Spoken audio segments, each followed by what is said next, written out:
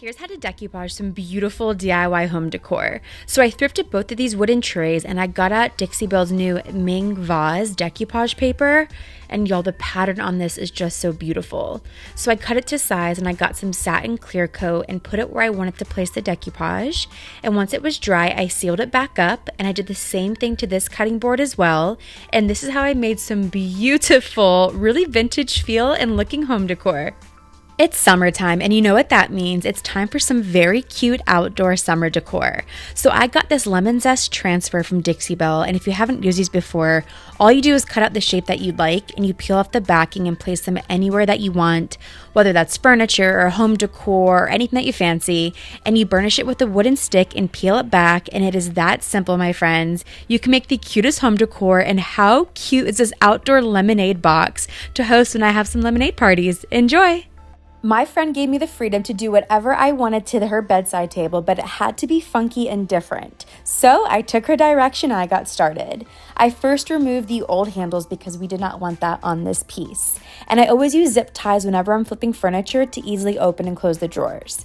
Then I scuff sanded and I used some bonding boss and I primed the entire piece as this was previously painted. And I also use a leaf blower to get off any dust and texture. Then if you know me, you know I love the color sandbar, so I painted it in sandbar. And then for some fun, I decided to use Dixie Belle's new monochrome Majesty transfer. And I love the monochrome colors in this and also the floral design. So I decided to wrap this transfer around the entire front and sides of this bedside table to give it a very funky look. And then I sealed it with some satin clear coat and I added these old vintage handles, and this is the final result. It's stunning. What do you think?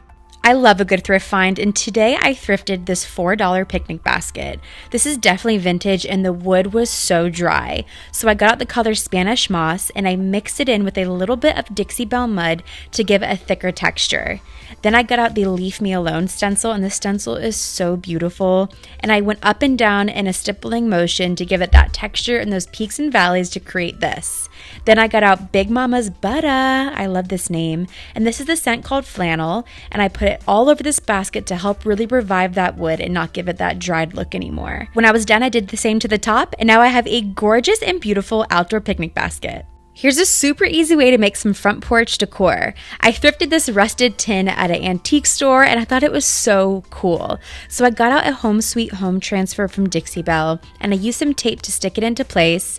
Then I used the color cotton, which is a beautiful bright white, and I stippled that all over the stencil. And all you have to do is just remove it, and it is that simple, you guys. Now I have a beautiful piece of decor for my front porch and a great place for my flower pots. What do y'all think?